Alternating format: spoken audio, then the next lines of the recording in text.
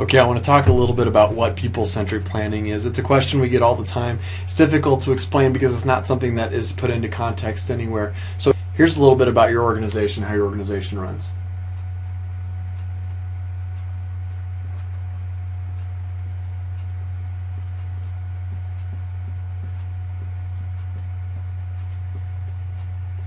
Right?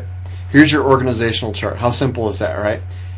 The idea of this organizational chart works really, really well. We think it works really, really well. Some people look at this and they see bureaucracy. What I see here is really clear, defined roles. Okay, this person knows what they do because this person is clearly works with them. They go to them for direction. They provide them resources. This person knows what they do. This is their team that they work for. They report to this person. This is actually a good structure. Okay, you'll hear a lot about flat structures. Flat structures are unclear. They're cloudy. They don't communicate as well. This type of a structure is really the best way to do most organizations. So, but here's the problem with this, and this is why people talk about flat structures, is what happens if this person right here and this person have a great idea. Okay, but if they could talk to each other, they might be able to figure out this great way of implementing their new idea into the organization. But the problem is there's no mechanism for that to occur, right? And if this person needs this person's permission to run this idea, but this person needs to work with this person, where do they come together? They don't. There's lots and lots of untapped ideas in every organization that we work within. There's no system for pulling those ideas out. That's where people-centric planning comes into place.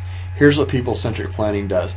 First of all, we come in and we make sure that this system works really, really well. And that's something that's really important. We want to make sure that this team right here works really well together. This team works well together. These teams right here, they all work really well together. We want to make sure that the communication absolutely pops. The teams are healthy, they're accountable to each other, they're results driven, they trust each other, they're vulnerable to each other. That's what we want to get to. So once this thing is working really, really well, we need to tweak this organizational structure. Here's what we do. We're going to build a team right here. We're going to call this the core team. Now, who's on this core team? The core team is made up of that guy, and that guy, and this guy, and this guy, and this girl, and this girl, and this guy, and this girl right here. And all of these people come together and form the core team. Not the whole organization. It's a cross-functional representation, okay? So what we want to do is get as many circles of influence into this core team as possible, so that if I'm not on the core team, somebody that I know is, and somebody that I feel like is going to represent me is on the core team. So that's the idea behind that. Now, here's the next part. Okay, we're going to take this core team and they're going to meet and they're going to look for opportunities inside the organization. What kinds of opportunities? It could be anything. It could be coffee in the break room. Our coffee's not very good in the break room. It could be we need to increase our sales. Okay? It could be we don't have well-defined roles or responsibilities, or we don't have a strategic plan. We're not profitable enough. Whatever those ideas are, it's the things that the company needs to work on. Okay? They're going to identify these ideas and they're going to spin them off into what we call strategic projects. Now, strategic projects have a beginning and they have an end. They are things that are done to change the organization. Okay? The problem with this structure is the organization can't change itself. What we're doing with this core team is they can launch strategic projects to launch a change. They are seeing it from the outside. They're floating above the organization they're watching. They're creating a change.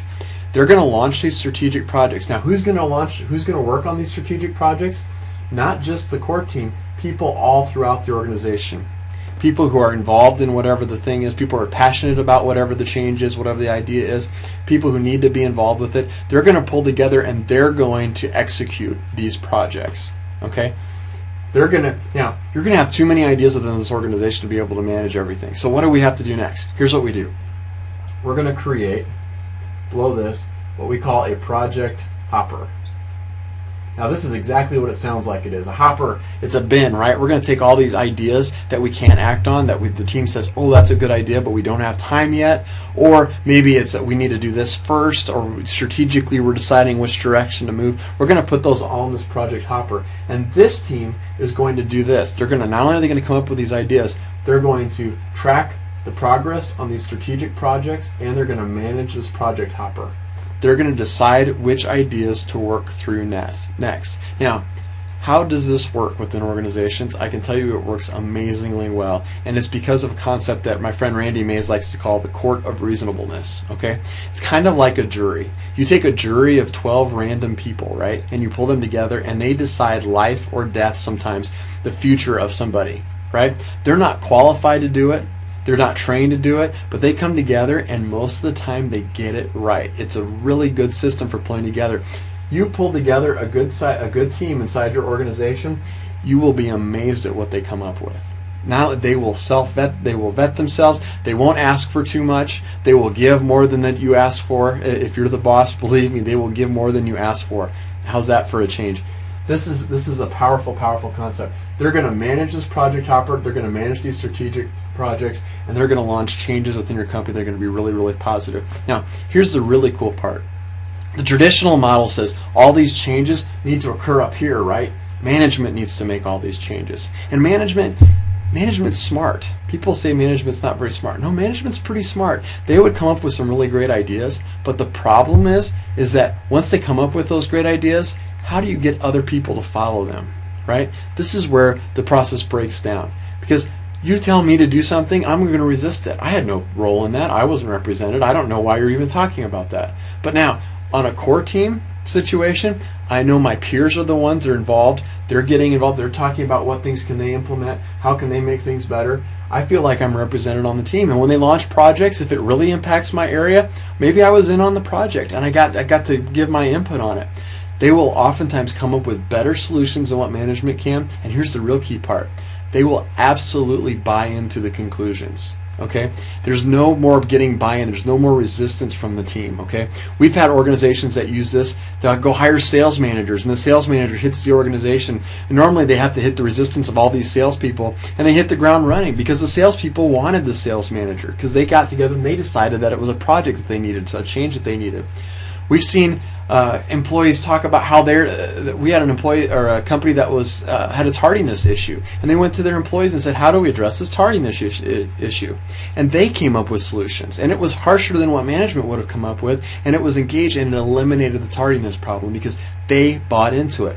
They were going to hold themselves accountable. Okay, this is a very powerful approach that increases engagement. Basically what you got here is no longer, you think about strategic plans, how strategic plans, you get together and the management gets together on the retreat and they come up with this great idea and then they re-emerge while everybody else has been working, right? No idea what they're doing, and they raise the plan up like it's the 10 Commandments and you will follow this plan, right? That doesn't work. This gives you a continuous plan. It's a strategic system, not a strategic plan, okay? That's all the benefits. This is all people-centric planning really is. You're going to get engagement, which is proven to increase profitability, okay? Which is going to increase buy-in, which is going to improve morale, it's going to improve your profits, all of those things. It's a communication system. You now have a way to vet all these great ideas to really utilize the talents within your organization. That's people-centric planning.